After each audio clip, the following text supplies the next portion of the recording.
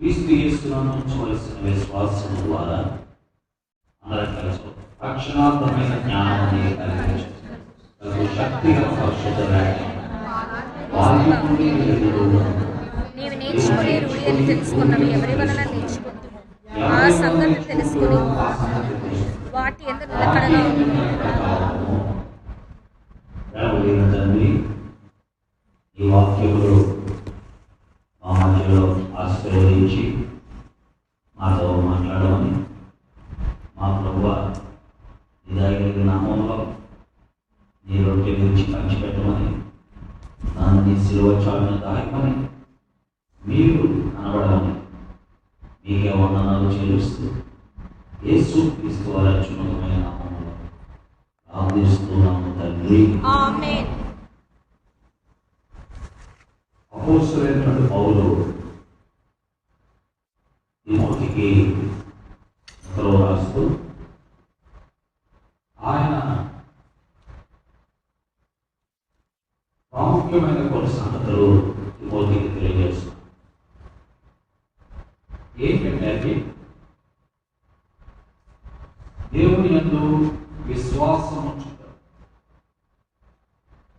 క్రీస్తు యేసునందు ఉంచవలసిన విశ్వాసం ద్వారా రక్షణాత్మకమైన జ్ఞానం నీకు కలిగించు.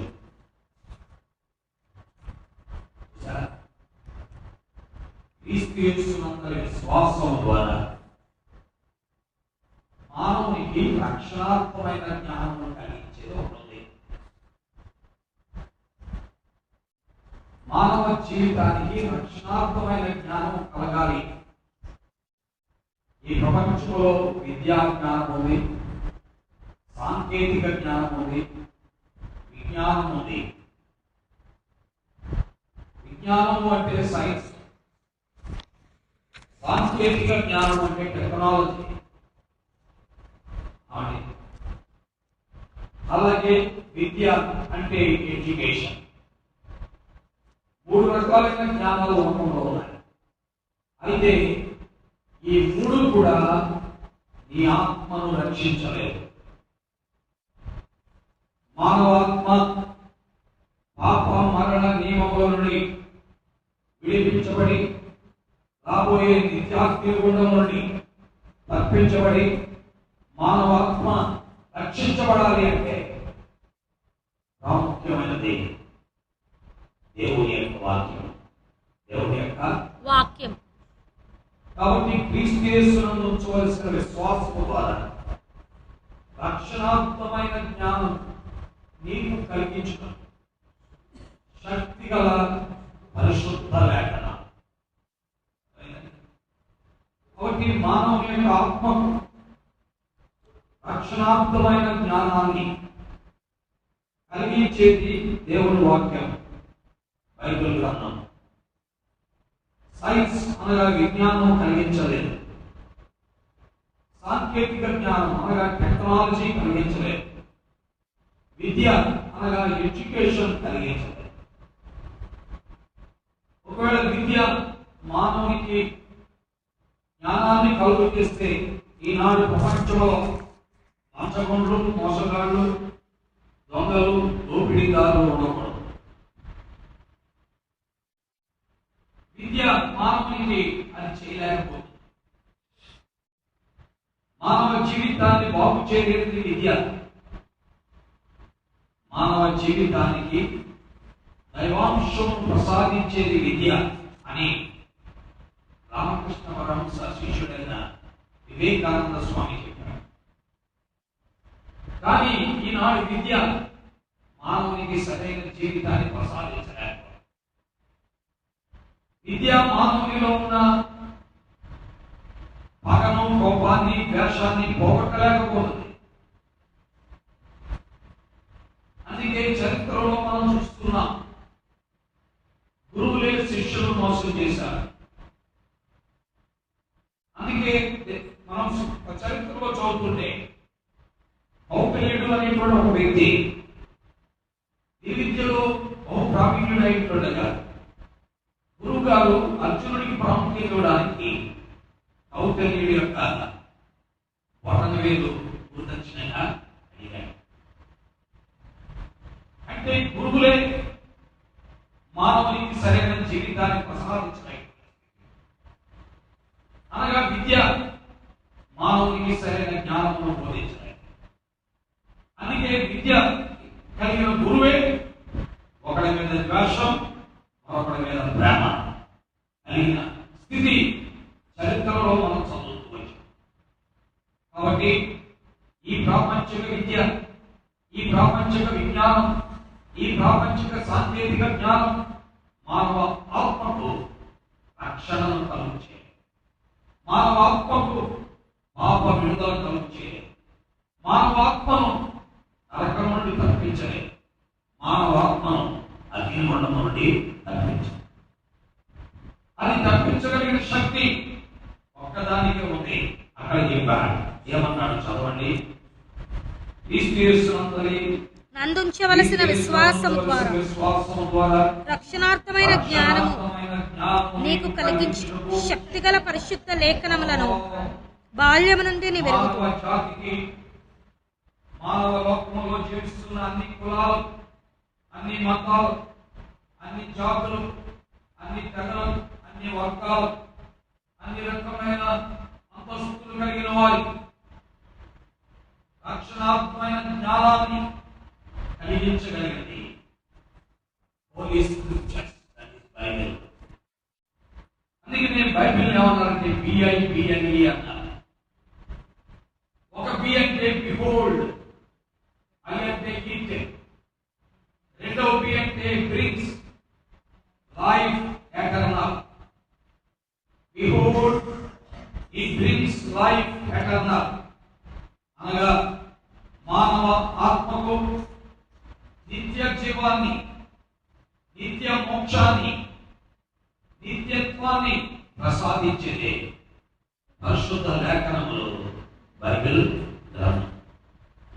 అందుకే అపోస్తలుడైన పౌలు అంటున్నాడు, ఈ బైబిల్ గ్రంథాన్ని బాల్యం నుండి వేచాడు చదవాలి.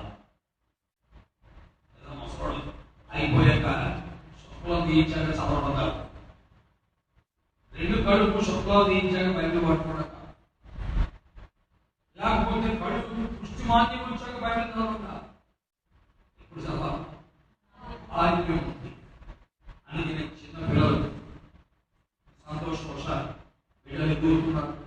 పట్టుకుంటే అయ్యా కొద్దిగా ఎవరందరూ అర్థం చేసుకున్నాయా చేసుకో అని మొక్కలు. అలాగే వానికి అక్షరాలు వచ్చిన తర్వాత చదవడం వచ్చిన తర్వాత బైబిల్ చదువునాక 2 వచనాలు చదివించాలి. ఇది చాలా ప్రాముఖ్యం.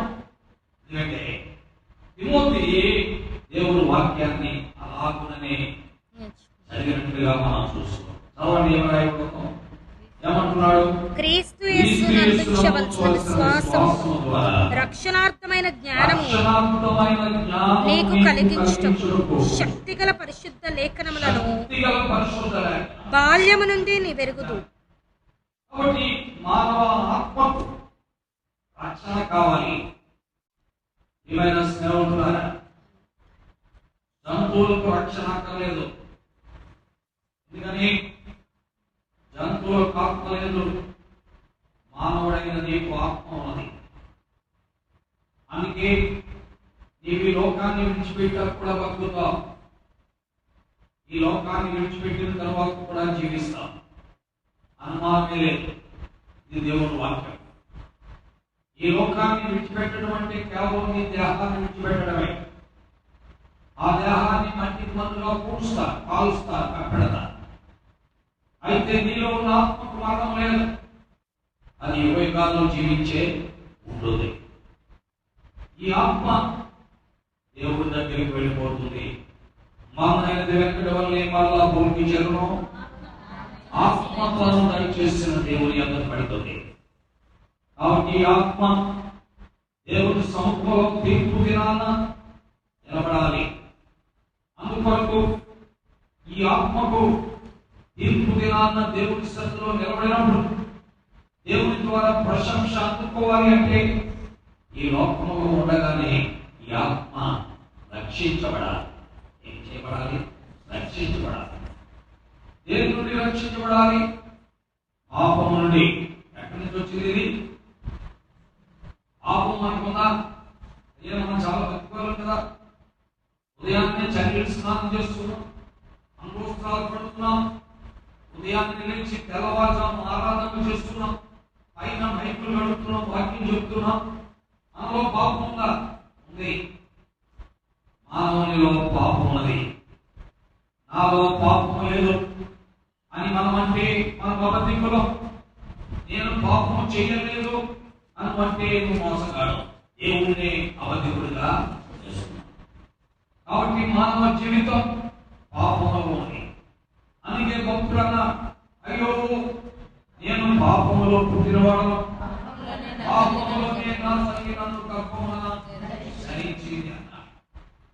కాబట్టి మానవ జీవితమే, మానవ జన్మ పాపం, మానవ బ్రతుకు పాపం.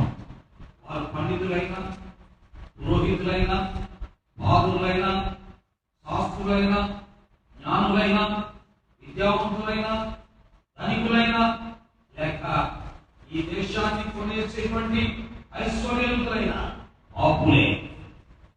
మానవులందరూ కూడా పాపులే. ఈ పాపకు ఆత్మకు రక్షణ కావాలి, అనగా పాపము నుండి విడుదల పొందుకే రక్షణ. అందుకే పాపము నుండి విడుదల పొందటాన్ని రక్షణ అని వేదం మాట్లాడుతుంది. ఈ పాపం నుండి మానవుడు విడుదల పొందాలంటే ఏం చేయాలి? ఒక పండితుడు అన్నాడు, అయ్యో నేను చెయ్యాలనుకున్న మంచి చేయకుండా చెయ్యకూడదనుకునే కీడు చేస్తున్నా, దీనికి కారణం ఆయన నిలుచుండు పాపమే అని పెద్ద కేక వేశాడు. అయ్యో ఇంటి మరణములోనైనా శరీరముని నన్ను ఎవడు విడిపించును అని కేకలు పెడుతున్నాడు, అంగలారుస్తున్నాడు, విలపిస్తున్నాడు. అప్పుడు ఒక శబ్దం వచ్చింది, ఇదిగో ప్రభువైన యేసు క్రీస్తు ద్వారా మానవ పాపానికి ఏముంది? పరిహారం. ఎందుకని పిల్లరా, యేసు క్రీస్తు ద్వారా మాత్రమే మానవ పాపానికి పరిహారం, ఇంకా మిగతా వారి ద్వారా లేదా? లేదు. కారణం ఏమనగా యేసు క్రీస్తు మానవ పాపం కొరకై శిలువలో శిక్ష అనుభవించాడు. ఎందుకనగా వేదము చెప్పుచున్నది, రక్తము చిందింపకుండా పాప క్షమాపణ లేదు. అది ఏ రక్తం? పరిశుద్ధుని రక్తమైందా? ఎడ్లెంపియు, మేకలెంపియు, కోడెలెంపి రక్తం పాపమును తీసుకుపోయిన సాధ్యం. అందుకే ఆ దేవాది దేవుడు, సర్వలోక సృష్టికర్త, మానవ నిర్మాణకుడు, మానవ పాపములో మానవుడు మరణిస్తే నిత్యాగ్ని ఉండడానికి పెడతాడని ఉద్దేశించి మానవుని కొరకై మానవుడిగా మారాడు. ఆయనే ప్రభువైన యేసు. అందుకే వేదం చెప్పుచున్నది, తన ప్రజలను వారి పాపముల నుండి ఆయనే రక్షించును. ఆయన పేరు యేసు. యేసు అంటే రక్షకుడు, క్రీస్తు అంటే అభిషేక్తుడు, పాపం నుండి విడుదల పొందించుడు, అధికారం కలిగిన వాడు, నిర్ణయించబడిన వాడు. యేసు క్రీస్తు పాపులను రక్షించుడు, ఈ లోకంలోకి వచ్చినటువంటి రక్షకుడు.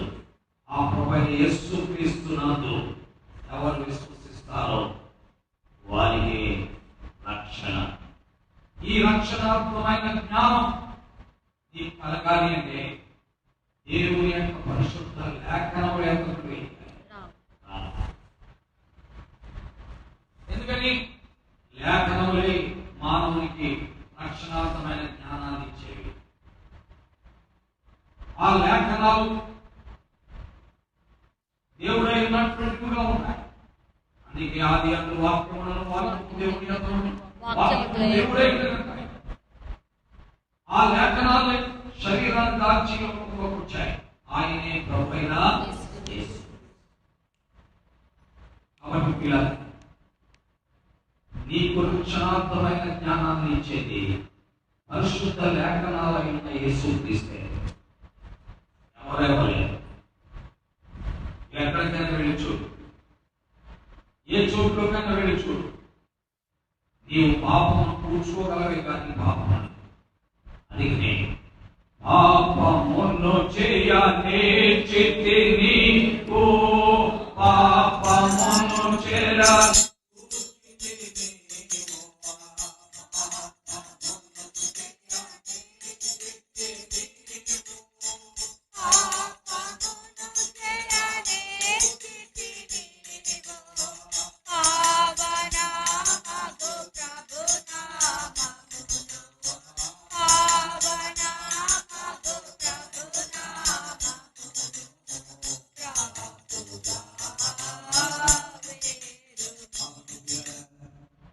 మానవుడికి పాపాన్ని చేయటం చేతనవును, పాపాన్ని పూడ్చుకోవడం చేతనవును, పాపం నుండి విడుదల పొందటం మానవుడికి చేతన. పాపం నుండి విడుదల పొందించేది పరిశుద్ధ లేఖనమైన యేసుక్రీస్తే. అందుకని అపోస్తలుడైన పౌలు ఏమంటున్నాడంటే, క్రీస్తు యేసునందు ఉంచవలసిన విశ్వాసం ద్వారా రక్షణాత్మకమైన జ్ఞానము నీకు కలిగించుటకు శక్తిగల పరిశుద్ధ లేఖనం, శక్తిగల పరిశుద్ధ లేఖనం. ఆ లేఖనానికి శక్తి ఉన్నది మీరు, ఆ వాక్యానికి శక్తి ఉన్నది. 1982వ సంవత్సరంలో మరి హాసన్స్ బే కాలనీలో మరి సముద్రపు ఒడ్డున సువార్త ప్రకటిస్తున్న ప్రయాసపడి వారు మోసుకుంటున్న సమస్త జనులారా, నా యొద్దకు రండి. ఎంతకాలం శాంతి లేక తాగుతావు, ఎంతకాలం శాంతి లేక చూడబడతావు, ఎంతకాలం శాంతి లేక లోకంలో పాపంలో బ్రతుకుతావు అని సువార్త ప్రకటిస్తుంటే, అక్కడ సౌత్ ఆఫ్రికా నుండి వచ్చిన నిగ్రో తాగుతున్నాడు బాటిల్ పెట్టుకుని, స్నేహితులతో తాగుతున్నాడు బాటిల్ పెట్టుకుని శాంతి లేక. మేము సువార్త ప్రకటిస్తుంటే ఆ మాట అతను చెవిన పడింది. అతడు ఆ వాక్యం అతన్ని గుచ్చుకుంది. అందుకని దేవుని వాక్యము శక్తి కలిగింది, దేవుని వాక్యం శక్తి కలిగింది. అతడు ఆంధ్ర యూనివర్సిటీలో బీఫార్మసీ చదువుతున్నాడు. అతడు ఆ వాక్యం విని దేవుని యొక్క శక్తి గల లేఖనాల హృదయంలో మార్పు కలుగచేయడం ద్వారా అతడు అశోక్ కాంగ్రెస్ రూమ్ నంబర్ 104 కూర్చోడం రోజున ఉదయాన్నే వచ్చి తలుపు తట్టాడు. నాకు ముందు తలుపు తడితే తలుపు తీశాను. శామ్యూయల్ అన్నాడు, భయాలు పని అన్నాడు. అప్పుడు చెప్పాడు, last night lord spoke to me. Last night when I was drinking at the seashore, Lord spoke to me.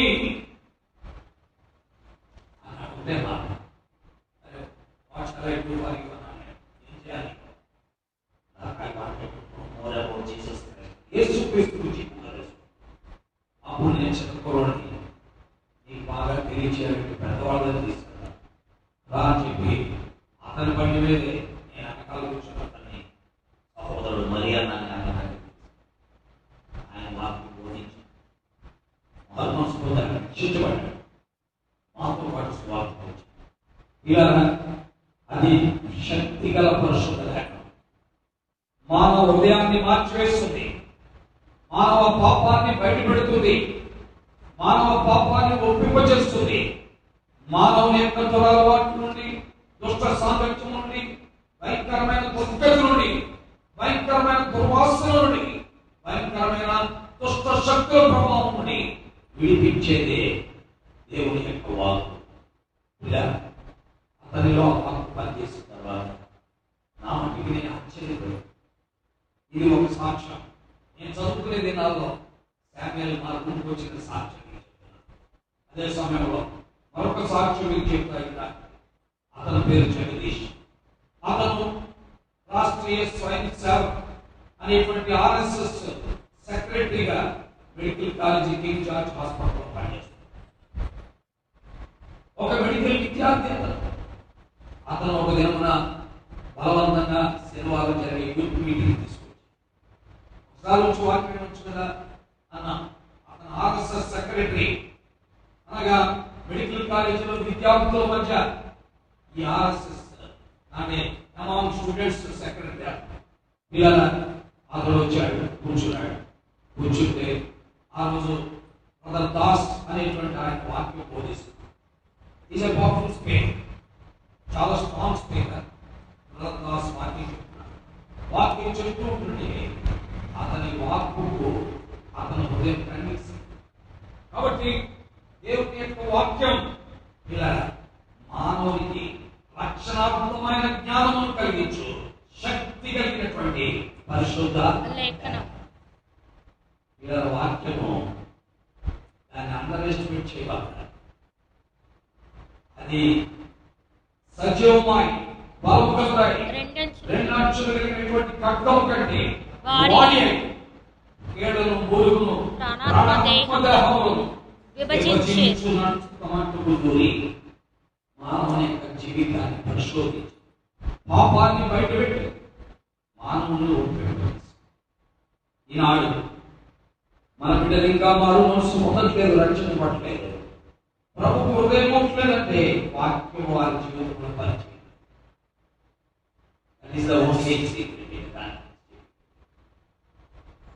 ఇంతమంది సేవకులతో పరిచయం అయింది, ఇన్ని మందిరాలతో పరిచయం అయింది, ఎంతమంది వ్యక్తుల యొక్క పరిచయం ఉంది, ఎంతమంది వ్యక్తులు భోజనాలు వడ్డించి వాడు ఇంకా మారు మనసు పొందలేదు అంటే maybe that fellow is not receiving the word of God, or the power of word of God is not working in his heart or in spirit.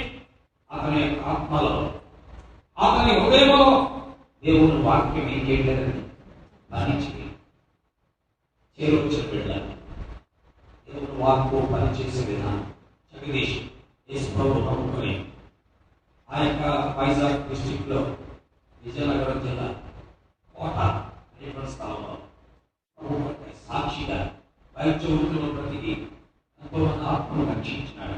ఈరోజు ఉన్నాడు. బహుశా నా వయసు ఉంటున్నారు. కాబట్టి పిల్లగా దేవుని యొక్క పరిశుద్ధ లేఖనము ఒక వ్యక్తిని కూర్చుని అంటాడు. నా వ్యక్తిగత సాక్ష్యం కూడా అదే. నేను మిడ్ నైట్ సిరిసిరి అనే సినిమా చూసి తెల్లవారుజామున 3:30 గంటలకు వాగ్దానం తీసుకోవడానికి వచ్చాను. మందిరాన్ని 30 ఉన్నారు. ఆ రాత్రి ప్రభు నాకు ఇచ్చిన వాగ్దానం ఏంటంటే పరిశుద్ధాత్మ మీకు సమస్తమును బోధించి జ్ఞాపకం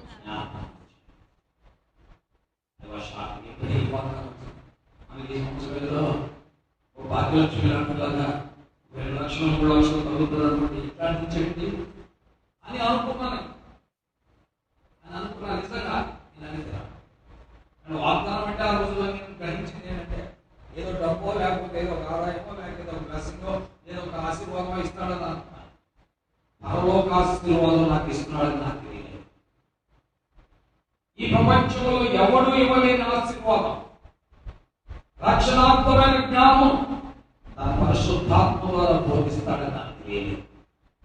నేను ఈ భూసంబంధమైన ఆశీర్వాదాల కొరకే వాగ్దానం తీసుకోవడానికి. అయితే దేవుడు నాకు అసంబంధమైన ఆత్మ సంబంధమైన వరాన్ని ఆయన నాకు దేవుని యొక్క శక్తి గల లేఖనాలు మానవ జీవితాన్ని రూపాంతరం చేస్తాయి. నేను 1978 సంవత్సరం మిడ్ నైట్ తీసుకున్నటువంటి ఆ వాగ్దానం, ఆ 79 సంవత్సరం ఎండింగ్లో ప్రభు నాకు ఈ గొప్ప జ్ఞానాన్ని, ఈ గొప్ప రక్షణాత్మకమైన జ్ఞానాన్ని నా ఆత్మకు దయచేసి కాబట్టి చేయవచ్చు. బిడ్డలారా, దేవుని యొక్క పరిశుద్ధ లేఖనం మామూలుగా ప్రశ్న చెప్పాలి. పరిశుద్ధ వాక్యం నీలో పనిచేయలేదంటే దేవుని వాక్యాన్ని నీవు తీసుకోలేకపోతున్నాను. నీలో పనిచేయాలి. దానికి పోరాకపోవడం కాదు, నీవు తీసుకోవడంలో ఏం లేదు, ఇష్టం లేకపోవడం. You don't have mind to receive the word of God. That's why the power of the word of God is not working in you. దేవుని యొక్క శక్తి కలిగిన లేఖనాలు నీలో పనిచేయకపోవడం, నీవు ఇష్టపూర్వకంగా వాటిని గ్రహించలేదు, తీసుకోకపోవడం. నీకే మన బిడ్డలు ఇంకా రక్షణ లేదు, ఇంకా భర్తకి ఇంకా రక్షణ లేదు, భార్యకి ఇంకా రక్షణ లేదు, నీ కుటుంబంలో ఇంకా నీ పిల్లలు ఇంకా రక్షణ పొందలేదు, నీ జీవితమే ఇంకా సరైన రక్షణ మార్గంలో రావట్లేదు. కారణం ఏంటంటే నీకు దేవుని వాక్యాన్ని స్వయంగా ఎంచుకోలేదు, స్వీకరించు. అవన్నీ తీద్దాం. సంతోషం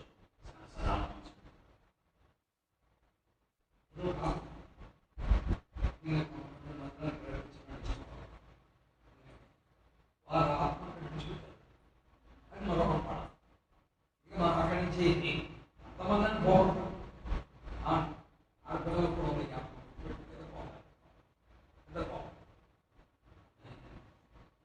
దేవుని వాక్యంలో మనం చూస్తున్నాం 3వ అధ్యాయం 14వ వచనం. క్రీస్తు యేసునందు ఉంచవలసిన రక్షణాత్మక విశ్వాసము జ్ఞానం నీకు కలిగించుటకు శక్తిగల పరిశుద్ధ లేఖనములను బాల్యము నుండి నీ వెరుగుదు.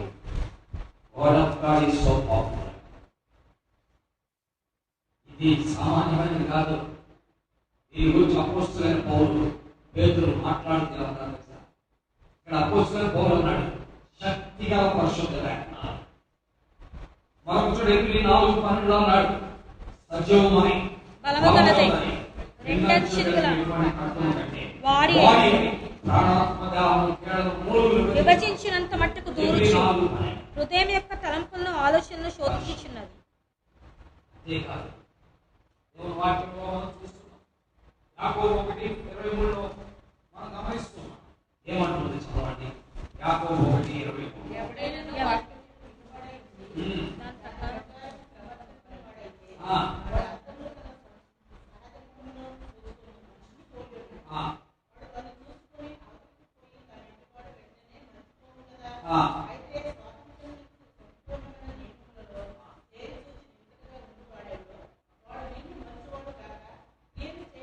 చూసారా, ఎప్పుడైతే విన్నాడో, ఎప్పుడైతే మరవలేదో వాడిలో వాక్యం పనిచేస్తుంది. విన్నాడు, మరవలేదు, వాడిలో ఏం పనిచేస్తుంది? వాక్యం పనిచేస్తుంది. పనులు రోజు చదవండి.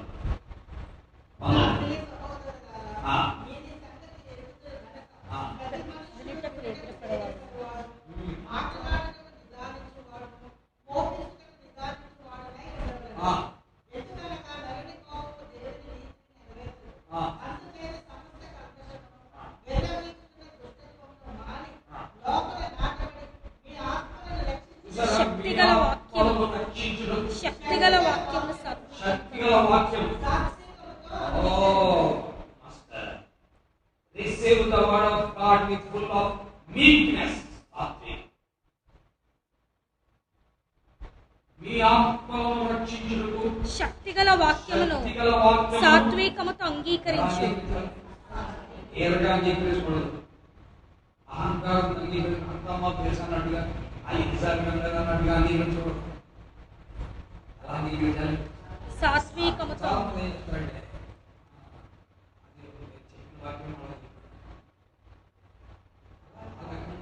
జీవితంలో వాక్యం శక్తిగల పరిశుద్ధ లేఖనం చెప్పిందైనా దాన్ని తప్పుగా అంచనా వేయడం లేదు. దాన్ని తప్పుగా అంచనా వేయడం లేదు. దాన్ని ఒకసారి రోజు ఒకే వాక్యం చెప్పినప్పుడు ఏంటంటే ఆదేశం కొంచెం మార్చుకు బాగుండదు అన్నాడు. అడిగి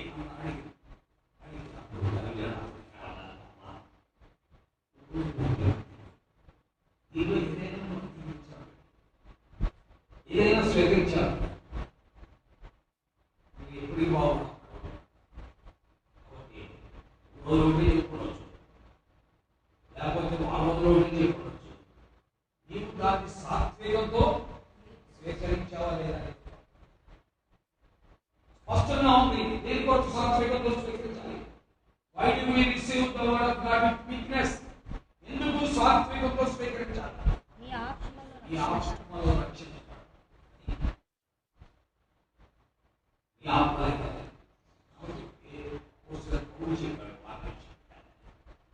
యాకోబు చెప్తున్నాడు. పేతురు చెప్తున్నాడు. ఏమని చెప్తున్నాడు చదవండి. దేవుని వాక్యంలో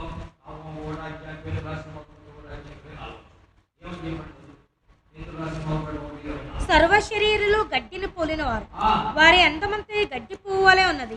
గడ్డి ఎండును దాని పువ్వు రాలను, అయితే ప్రభు వాక్యం ఎల్లప్పుడూ నిలిచింది.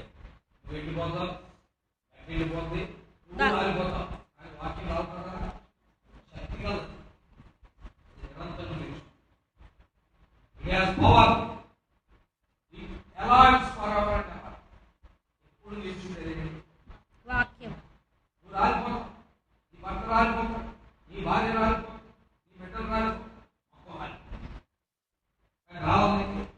వాక్యం ఆత్మలో స్పష్టంగా ఉందండి. ఇలా సొంత మాట కాదు. ఇంకొక చోట ఏమన్నాడు చదవండి. మాట్లాడుతూ ఆయన ఏమనంటే 2వ పేతురులో పేతురు మాట్లాడుతూ 1వ అధ్యాయంలో ఆయన స్పష్టంగా చెప్పాడు. ఆ వాక్యము చీకటి గల చోటున చూసారు, ఆ వాక్యం చీకటి గల చోటున వెలిగించి దీపమైనట్టున్నది. చీకటిని వెలుగుగా మార్చే వాక్యమే. ఈ చీకటి సంబంధి, ఈ దుష్టుడి సంబంధి, వీడు అపవాది సంబంధి, వీడు బాగా దుర్మార్గుడు, వీడు చాలా పనికిమాలుడు అన్నవాడిని మార్చేసేది దేవుని వాక్యం చీకటి గల చోట వెలిగించి దీపమైనట్టున్నది. చీకటి గల చోట వెలిగించు దీపమని ప్రభు యొక్క వాక్యానికి శక్తి. నేను అపోస్తలుల పౌలు మాట్లాడుతూ ఏమంటున్నాడు? తిమోతికి రాసిన 3వ అధ్యాయం 14-15 వచనాల్లో ఏమన్నాడు చదవండి. క్రీస్తు యేసునందు ఉంచవలసిన విశ్వాసము ద్వారా రక్షణార్థమైన జ్ఞానము నీకు కలిగించుటకు పరిశుద్ధ లేఖనము బాల్యము నుండి నీ వెరుగుతూ గనుక ఎరుగుతూ గనుక కూర్చున్న పిల్లలు సండే స్కూల్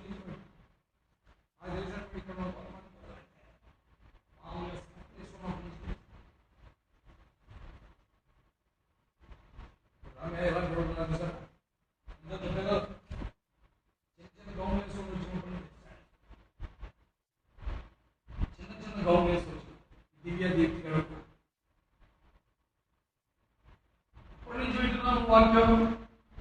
బాల్యం నుండి సండే స్కూల్లో విన్నాం, యూత్ మీటింగ్లో విన్నాం, ఆరాధనలో విన్నాం, నియమ కూడికల్లో విన్నాం, బైబిల్ స్టడీలో విన్నాం.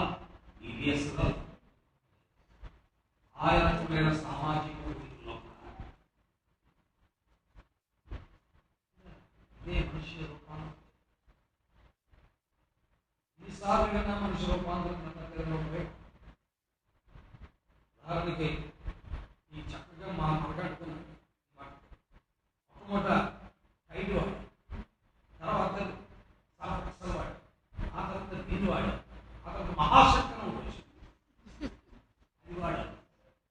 ఇన్ని వాడి దాన్ని మనకు బాగాలేదు అనుకోండి. అప్పుడు ఏంటి దాని అర్థం ఏంటి?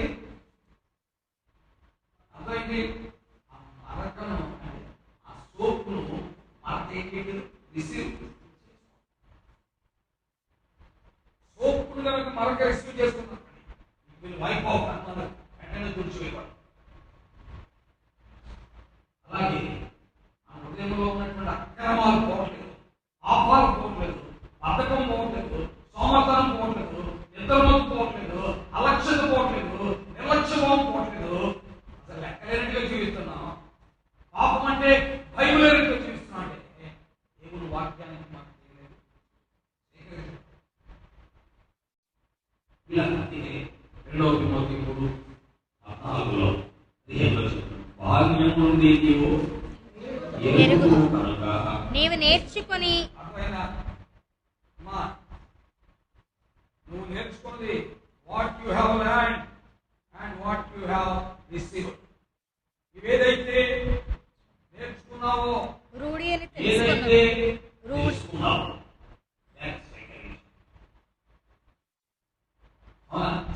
నేర్చుకుని రూఢి అని తెలుసుకున్నవి. రూఢి అని ఇది ఖచ్చితం. నేను దేవుడికి రావడం అంటే నాకు శాపం తప్పదు, నాశనం తప్పదు. రూఢి అని తెలుసుకున్నా, తెలుసుకొని చదవండి. ఎవరి వల్ల నేర్చుకున్నావు వాళ్ళు చూసుకోవాలి. అది కూడా ఉంది. అందుకనే అపోస్తలుల పోతాను గురించి ఎవరి వాళ్ళు నేర్చుకున్నావు ఇవన్నీ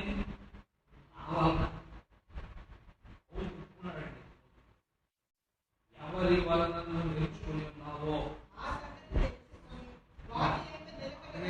అనామతి క్యాండిడేట్ కాదు కదా, నేను అనామతి క్యాండిడేటే కాదు. అక్కడ దమస్కులో చూశాడు, ప్రభువుని కలుసుకున్నాడు, నా మట్టుకైతే బ్రతుకు తీసుకొని చెప్పి ఆయన కొరకు జైలు పాలి, అవసరమైతే జైలు శిక్షణ ఆయన బోధించాడు. సమస్తములు పెంటతో సమానంగా ఎంచుకున్నవాడు బోధించాడు. ఎవరు బోధించారో చూడు నువ్వు. బోధకుడు కూడా ముఖ్యమే కదా, అతని సమర్పణ కూడా ముఖ్యమే. కాబట్టి దేవుడు వాక్యంలో మనం చూస్తున్నాం. ఏముంది రాయబడుతుంది, ఏమంటాడు? తెలుగుతూ కనుక నీవు నేర్చుకుని రూఢి అని తెలుసుకోండి. ఎవరి వలన నేర్చుకుంటివో ఆ సంగతి తెలుసుకొని వాటి యందు నిలకడగా ఉంది. ఎవరు నేర్చుకున్నారో మర్చిపోతాం.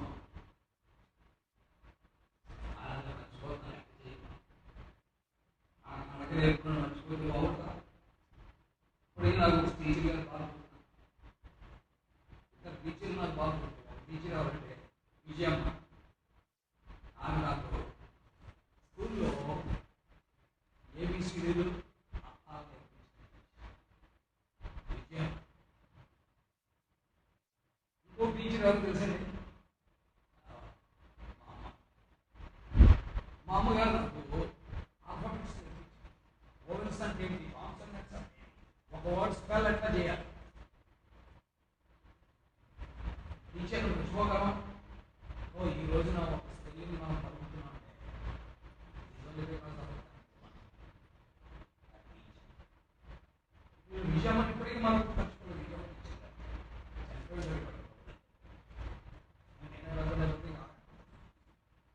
కాబట్టి ఆ ప్రభు దగ్గర ఉండొచ్చు, కానీ ఆమె నేర్పిన విద్య మర్చిపోతున్నాం. మా అమ్మ ప్రభు దగ్గరికి వెళ్ళిపోయింది. మా అమ్మ చెప్పింది నాకు పాట నేర్పించింది. ఏం నేర్పించింది? ఆయన ఓవెల్స్ అనేవి ఉన్నాయి. అవి ఏంటి? AEIOU. ఈ 5 లేకుండా మాట లేదు ప్రపంచంలో. ఇంగ్లీష్లో ఒక మాట మాట్లాడాలని 5 ఉండాలి. ANT యాంట్ అన్నాం అంటే ఖచ్చితంగా ఓవెల్. ఎగ్ అన్నాం అంటే ఖచ్చితంగా ఓవెల్. అవునా? అలాగే బాక్స్ అన్నాం అంటే ఖచ్చితంగా ఉండాలి ఓవెల్. ఓవెల్ లేకుండా అసలు ఓడే లేదు ప్రపంచంలో. అమ్మ చెప్పిన మాట. మిగతా 26లో 21 అక్షరాలు చదవమని కాన్సనెంట్స్. ఈజీజీ ఎగ్గండి, అచీవ్మెంట్ వేస్ట్ అంటే సీలం. అచీవ్మెంట్ వేస్ట్ అంటే సీలం. ఎందుకంటే ఎక్కలేదు పలకాలంటే ఏముండాలి? ఈ. అలాగే ఏ లేకపోతే ఎన్టీ వేస్ట్ అంటే యాంట్ అనేది పిఓఎక్స్ బాక్స్ అన్నాం. ఆ ఓ లేకపోతే పక్షించుకోవాలి. పిఎక్స్. మా అమ్మ నేను ఎవరి వల్ల నువ్వు తెలుసుకున్నావు, ఎవరి వల్ల వీటిని తెలుసుకున్నావు.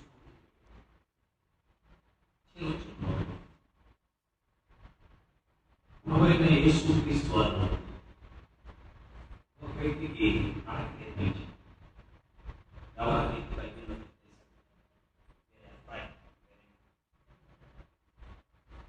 అతనితో ప్రభు అంటాడు, ఎఫ్రాయిము నీవు ఎవరితో తిప్పివేయిన అప్పం వంటి వాడవైతే నీకు నడక నేర్పిన వాడని ఎఫ్రాయిము నా ముందు పెట్టాను. ప్రభు బాధపడు.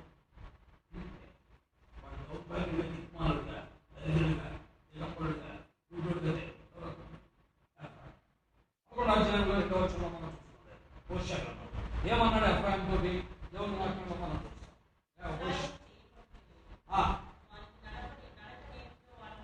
చూసారా ప్రభు అంటారు, ఎఫ్రాయిము చేయబడుతుంది వారికి నడక నేర్పిన వాడిని. అప్పుడు రెండమ్మ చూసారా అడే ఎంత పడిపోతుంది. ఇలా పట్టుకోలేదే పబ్లిక్ మళ్ళీ నిలబెట్టి ఇలా ఇలా వెయ్యి ఆయన అడుగులని నడక నేర్పాడు. నడక నేర్పిన తర్వాత గుడ్డు వచ్చి మనల్ని తీసిందని చూసారు. ఆ టెక్నిక్ ఇచ్చాడు. ఏదో సామెత దాన్ని ఏమంటారు? గుడ్డు వచ్చి అలాగా ఏమన్నప్పుడు ఎఫ్రాయిము దేవుడు లోపల అందుకని ఎఫ్రాయిము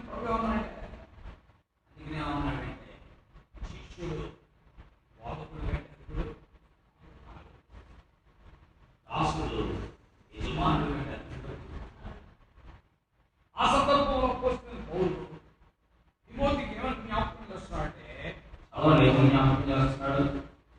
బాల్యం నుండి వెలుగులో కనుక నీవు నేర్చుకుని రూఢి అని తెలుసుకుని ఎవరి వలన నేర్చుకుంటువో ఆ సంగతి తెలుసుకుని వాటి యందు నిలకడగా ఉంటుము. అనాత్మడి ద్వారా నువ్వు నేర్చుకోవాలి. సమర్పణగా ఉండాలి. త్యాగశీలి ద్వారా, కమిటెడ్ వ్యక్తి ద్వారా, ఒక సమర్పణ, ఒక త్యాగం, ఒక కమిట్మెంట్, ఒక నిర్ణయం కలిగిన వ్యక్తి ద్వారా నేర్చుకోవాలి.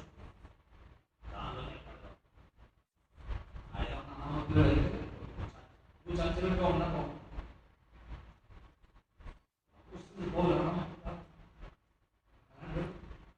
man of commitment. He is a man of sacrifice. He is a man of maintaining holiness. He is a man of not love the money. He is not the lover of money. Not lover of money. He is no covetous. He is not lover of money. He is not uncommitted fellow. He is a committed fellow. Commitment ఉన్నవాడు, త్యాగశీలి, డబ్బును ప్రేమించినవాడు, పరిశుద్ధతను ప్రేమించినవాడు. అలాంటి వ్యక్తిని మాదిరిగా తీసుకున్నాడు.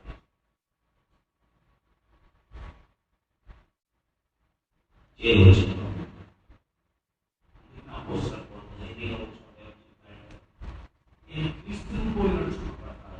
నేను పోలి చెప్పగలను. ధైర్యంగా చెప్పాలని ఆయన అలా జీవించాడు. కమిట్మెంట్ ఉంది, ఆ త్యాగం ఉంది, ఆ పరిశుద్ధత ఉంది. ఆ ప్రభులాగా డబ్బులు ప్రేమించాడు. కాబట్టి దేవుడిని వెంబడించాడు. అందుకే నేను చెప్తున్నాను, తెలుసుకొని వాటి అందు నిలకడగా ఉండు. అప్పుడే జారిపోయండి, మట్టగడ జారిపోయినట్టు, మట్టగడ జారిపోయినట్టు జారిపోయినప్పుడు 2 రోజులు భక్తి చేసి, 3 రోజులు భక్తి చేసి, 4 రోజులు గుడికి జారిపోయారు, 5 రోజులు బయట పెట్టుకుని జారిపోయారు, 2-3 రోజులు అందరితో ప్రామాణికంలో కూర్చున్నాం, 3 రోజులు సంపాదన.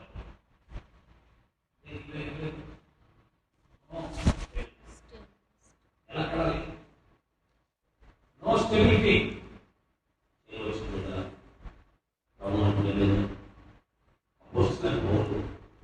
ఇన్ని మాటలు తిమోతికి చెప్పడానికి కారణం ప్రభువును ప్రేమించు, ప్రభువును హక్కుతో, ప్రభువును వెంబడించు, ప్రభు మనకి బ్రతుకు, అందులో నిలకడగా ఉండు అని చెప్పడానికి ఈ 14-15 వచనాలు అద్భుతమైన రీతిలో పౌలు తిమోతికి దేవుడు వాక్యంలో ప్రజలారా, నీ జీవితానికి ఆధారం ఇస్తే ఆ క్రీస్తు నీ కొరకై శిలువలో చేసిన త్యాగం, ఆయన నీ కొరకై నీ ప్రాణాన్ని రక్షించుట, నీ ఆత్మను రక్షించుట, ఆయన మొత్తబడ్డా, బాధనుందా, శ్రమనుందా, ఆయన అక్రమకారులు ఎంచబడ్డా, అన్యాయపు తీర్పు పొందా, నీ కొరకై మరి చేతులు మేకులు, కాళ్ళలో మేకులు, రక్కలో బండి కొట్టు, శిరసపై మొన్నగీరలు ఆడాయి, వీపు పొడవ దెబ్బలు చేతున్నబడి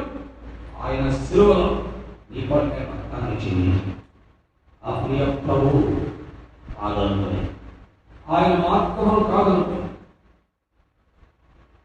నీ ఇష్టానుసారమైన తీర్మానాలతో, నీ ఇష్టానుసారమైన నిర్ణయాలతో, నీ ఇష్టానుసారమైనటువంటి ఆలోచనలతో వెళ్ళిపోతే ఆ తర్వాత నీ ఆత్మను రక్షించేవాడు ఎవరుందా? నీవు ఆ భయంకరమైన అగ్నిగుండానికి, నరకానికి వెళ్ళిపోతావు. ఒకరి యేసుక్రీస్తు వారి ఉద్దేశం నీ ఆత్మ రక్షించబడాలి. నీవు యుగాలు ఆ నిత్య రాజ్యంలో ఉండాలి, ఆ నిత్య మహిమలో ఉండాలి. ఈ లోకంలో కొద్ది కాలం మనం ఉంటాం. ఈ లోకం ముగింపు దగ్గరికి వచ్చేసింది. సిఏఏ కానివ్వండి, ఎన్ఆర్సీ కానివ్వండి, ఇంకోటి ఏమైనా చట్టాలు పెట్టడం నేను పెట్టినా అన్ని మాయమైపోయే రోజు దగ్గరికి వచ్చింది. కొత్త ఆకాశం, కొత్త భూమి ఏర్పడే దేని దగ్గరికి వచ్చేసింది. కాబట్టి నీ ఆత్మ, క్రీస్తు యేసునందు విశ్వాసంతో ఉంటే ఆ కొత్త ఆకాశం కొత్త భూమిలో ఉంటారు. లేదు నిన్ను మోసం చేసుకుంటే నువ్వు ప్రభుత్వం ఆలోచించు. నిర్ణయాలు నీవే. అపోస్తలుడైన పౌలు యొక్క భారం తిమోతి ఎడల సంఘం ఎడల కేవలంగా ఉంటాయి.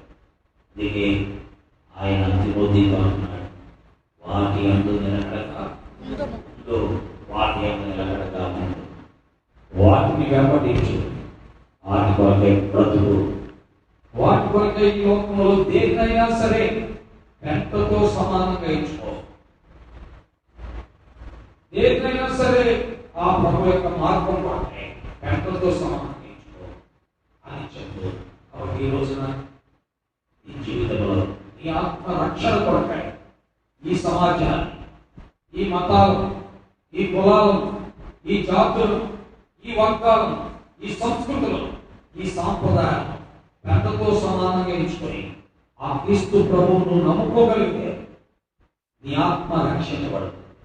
లేదు పాపం వల్ల వచ్చే జీతం మరణం, నరకం, నీ చాకరీ కూడా అగ్ని ఆరదు. నీ ఇష్టం నేర్చుకో. ప్రభు తన గ్రహింపులను తెచ్చి ఆయన నిలబెట్టి నడిపించిన ఆమె ప్రార్థిస్తాం.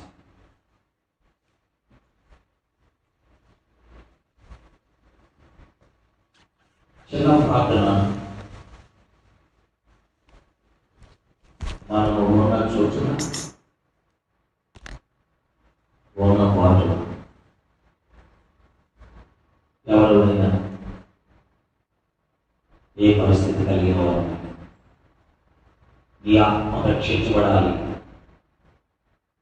నీ ఆత్మ నరకానికి అదిరిగుండానికి వెళ్ళకూడదు, ఆ దేవుడికి చోటైన మోక్షానికి చాలా అని నువ్వు కోరుకుంటున్నట్లయితే పరిశుద్ధులైన మా తండ్రి,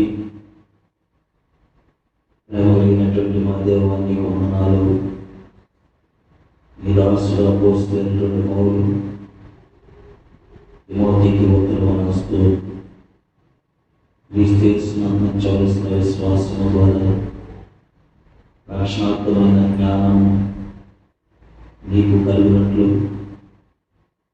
శక్తి గల పరిశుద్ధ లేఖనములను బాధ్యము నీకు ఎరుగుతూ కనుక నీవు వాటిని తెలుసుకొని రూఢి అని వాటి అందరూ విశ్వసించి వాటిని ఎవరి ద్వారా తెలుసుకున్నావో వాటి అందరూ నిలకడగా ఉండు అని స్పష్టంగా హెచ్చరిక చేసినట్టుగా దేవుని వాక్యము ద్వారా చూస్తున్నాం. అది నిజమే, మా ఆత్మలను రక్షించేది, మా ఆత్మలను నరకాగ్ని నుండి యమగుండం నుండి తప్పించేది పరిశుద్ధ లేఖనముల అయినటువంటి క్రీస్తు ప్రభువే అని నీ వాక్యము ద్వారా ఈ రాత్రి మాతో మాట్లాడుతూ వచ్చిన ఈ సత్యము కొరకై స్తోత్రాలు, వందనాలు, కృతజ్ఞతాస్తుతులు చెల్లిస్తున్నాము. తండ్రి, నీ పరిశుద్ధమైన వాక్కు మా మధ్యలో ముద్రించి మీరే మహిమ, ఘనత, ప్రభావాలు పొందమని మీ సాన్నిధ్యంలో ప్రార్థన చేయించుకున్నాం. ఇంతవరకు మీరు తోడైనందుకని స్తోత్రాలు. విన్న వాక్యము చేరువచ్చిన బిడ్డల్లో ఎవరు బయట విన్నారో వారి అంతరంగంలోనూ కార్యం చేసి ఆత్మను రక్షించబడుటకు సహాయం చేయండి. ఈ వాక్యే మానవ ఆత్మను రక్షించేది.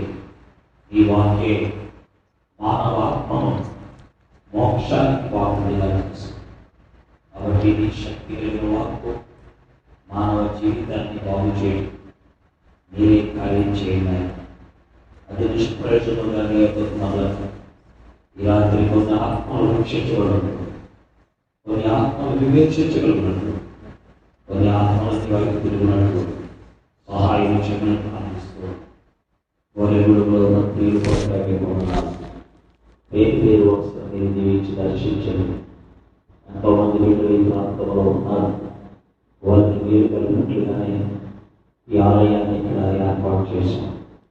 దేవా వారు నేను ప్రేమించి నేను వెంబడించి నేను హక్కుతో నీ కొరకే బ్రతికే అనుభవంలో వీళ్ళలో ఉన్నతలకు సహాయం చేయమని ప్రార్థిస్తున్నాం. వారిపై నీ కృప ఉంచండి, నీ కార్యము జరిగించండి. ఈనాడు నీ పరిశుద్ధ లేఖనంలో బాల్యం నుండి ఎత్తిన మేమే నీ కొరకై సమర్పణతో త్యాగంతో ఆత్మత్వ మరి కమిట్మెంట్తో లేకపోతే ఇంకా బయట ఎలా ఉంటారు. కాబట్టి గ్రహించి గుర్తి నేను వెంబడించాను. తగిన మీ కృప అనుగ్రహించి మహిమ ఘనత ప్రభావాలు పొందవలసిందిగా ప్రార్థన చేయవచ్చు. ప్రతి యవన బిడ్డను ప్రతి యవనస్తుని దర్శించి ప్రతి బిడ్డ నిన్ను ప్రేమించువారిగా నిన్ను హత్తుకొనువారిగా నీ కొరకై బ్రతకాలి అనే తృష్ణ కలిగిన వారిగా చేయమని ప్రార్థిస్తున్నాను. గనులో గొప్ప దేవుడు కార్యములు నెరవేర్చేవాడు. నీకు ఎంతో వందనాలు, స్తోత్రాలు, కృతజ్ఞతాస్తుతులు చెల్లించి నేను కీర్తించి ఆరాధన చేయించు మీ చేతులకు అప్పగించుకుంటున్నాను. విస్తారమైన మీ దైవం కోరుకుంటున్నాం. మీ పాద సాన్నిధ్యంలో సాగిపడుతున్నాం. సమస్త మహిమ ఘనత ప్రభావములు నీకే చెల్లిస్తూ నీ కృపాస్తాలకు అప్పగించుకుంటున్నాం.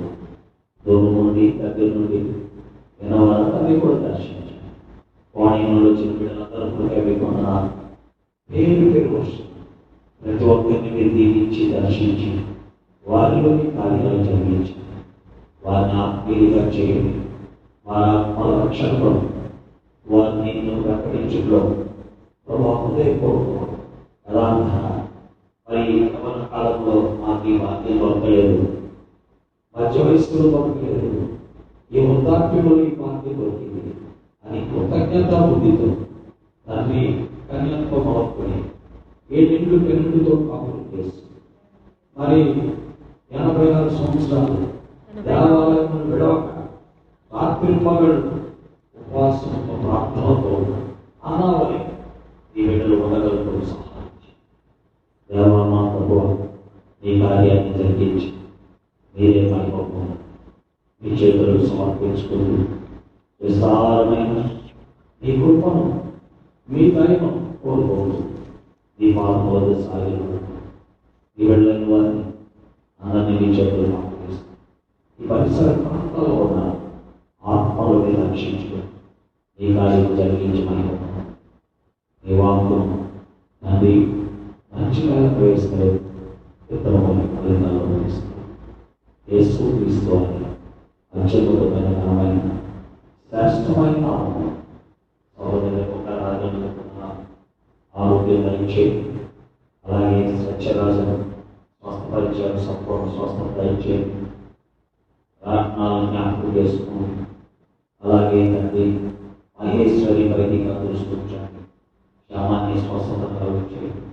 స్వార్థను రాత్రి మళ్ళా కూడి తెచ్చుకోకుండా మీరే ముందు స్వస్థపరచండి. యేసు క్రీస్తు అత్యున్నతమైన ఘనమైన శ్రేష్టమైన నామమున స్తోత్రించి ప్రార్థించి ప్రతిబలాడి వేడుకుంటున్నాము తండ్రి. తండ్రి మన మార్నింగ్ సాగును దానికి స్వస్థపరచండి. రేపు సాయంకాలం కార్యంలో కూడి కూడా మహిమానంత ప్రభావం యేసుక్రీస్తు వారి నామమున స్తోత్రించి ప్రార్థించి ప్రతిబలాడి వేడుకుంటున్నాము తండ్రి. దేవుని ప్రేమ, ప్రభు యేసుక్రీస్తు వారి కృప, పరిశుద్ధాత్మ సహవాసము సన్నిధి వచ్చిన ప్రతి బిడ్డకు ఆయన విన్న వారికి సకల పరిశుద్ధులు వాక్యం విన్న వారికి తోడి రక్షణాత్మకమైన జ్ఞానం పొంది ఆత్మలు విమోచించడానికి నిత్యత్వములో చూడగలిగినట్లుగా పరిశుద్ధాత్మ దేవుడు సహాయపడుగాక. దయచేసి గమనించండి.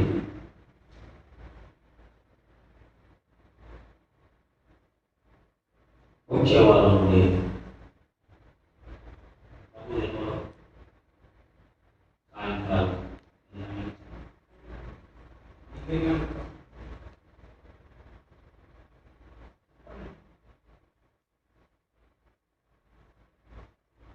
ఇదేదంటే అది